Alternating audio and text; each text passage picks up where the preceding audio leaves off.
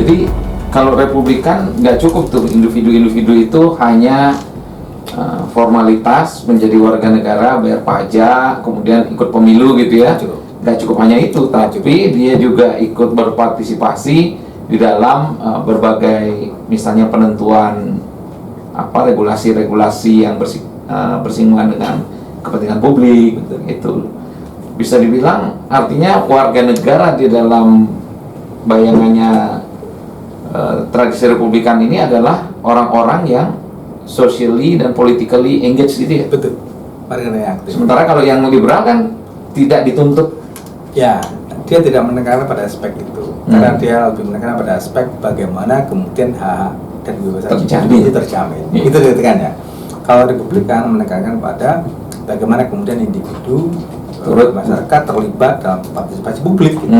Di komunitas, di masyarakat, di negara itu mereka terlibat di sana itu. Karena tadi itu bahwa civic virtue, kewajiban publik itu hanya mungkin muncul, hanya mungkin terjadi ketika kemudian negara itu tidak dibiarkan sendirian gitu. Kenapa tadi? Negara itu punya peluang menjadi korup tadi itu. Kalau dibiarkan gitu.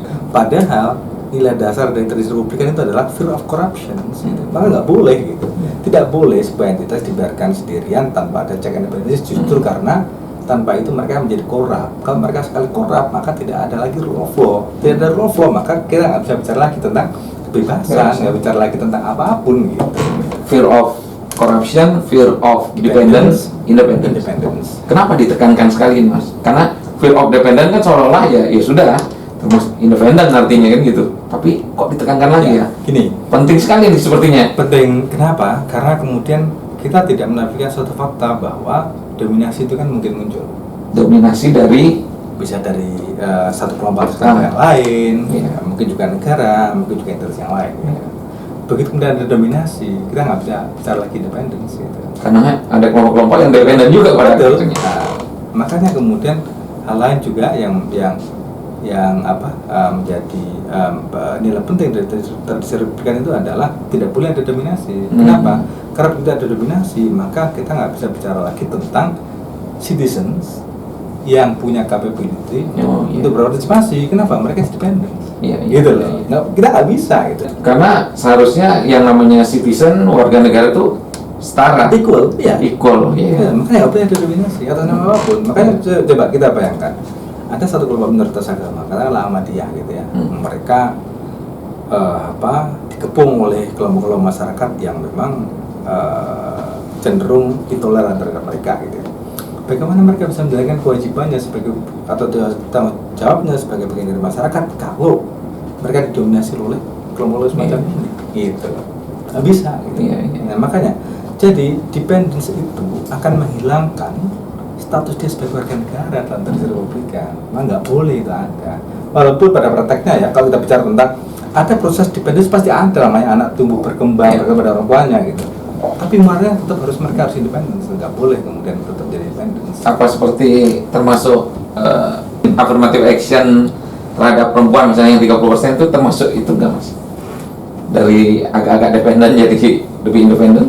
Nggak, affirmative action itu kan lebih pada rekognisi tentang perempuan ya, perempuan itu. Tanpa affirmative action itu pun sebenarnya perempuan kan merdeka juga. Nah, kalau Republikanisme itu bicara tentang dependence yang kemudian tidak memungkinkan bagi dia untuk melakukan kewajibannya sebagai warga negara. Seperti Ahmadiyah tadi. Seperti mungkin kelompok-kelompok dulu aliran kepercayaan. Atau orang yang sangat miskin yang tergantung pada orang. Iya, dia nggak bisa apa-apain. Kelompok rentan, kelompok marginal. Yang mereka itu mengalami dominasi dari berbagai lini yang pada akhirnya dia nggak bisa apa-apain. Nah itu nggak boleh ada itu nggak boleh gitu. Jadi saya sering membedakan kebebasan dalam dua tradisi ini ya, tradisi liberal dan tradisi Republikan. Kalau tradisi liberal itu lebih menekankan pada freedom from interference, kebebasan dari intervensi. Kalau tradisi Republikan intervensi negara dan individu lain. Kalau tradisi Republikan freedom from domination, kebebasan dari dominasi. Artinya apa? Dalam tradisi Republikan intervensi itu boleh, tapi rule of law ya. Intervensi negara Iya. kepada yang miskin, ya kan? Pada Kalau individu nggak, itu iya. boleh. Atas nama rule of law, tadi Iya, sebagai iya. publik itu boleh. Gitu. Yang nggak boleh itu dominasi, nggak boleh. Termasuk juga negara nggak boleh mendominasi. Jadi mereka mengharamkan. Jadi kalau di Republikan, intervensi negara dalam bentuk pembayaran BPJS misalnya yang rule of law, gratis, ada sesuai dengan rule of law dan tadi sesuai dengan kesepakatan kan Oh, ada iya.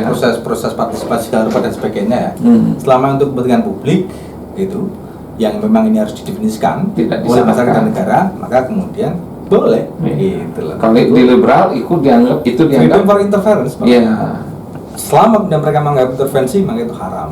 Hmm. Nah itu, jadi itu bedanya. Walaupun ada kondisi-kondisi tertentu kalau itu akan mengakibatkan konflik skala rupa mungkin boleh lah. Tapi aspek from interference-nya itu sangat kuat dalam tradisi liberal. Kalau tradisi Republikan itu dominasi, from domination-nya itu yang kemudian kuat ya. Iya. Makanya mereka kemudian nggak bicara tentang intervensi karena bagi mereka ya boleh saja negara melakukan intervensi selama untuk kepentingan publik. Makanya partisipasi individu atau warga negara dalam proses kebijakan publik, pembuatan regulasi dan sebagainya itu yang kemudian memungkinkan bagaimana kemudian dua entitas ini bisa berdiskusi, berdialog gitu. Kalau mereka kemudian sepakat negara berintervensi pada konteks tertentu ya kenapa tidak? Iya. Kan gitu kan. Itu yang menjadi kesepakatan mereka. Kepentingan publik ya itu dirumuskan di sana.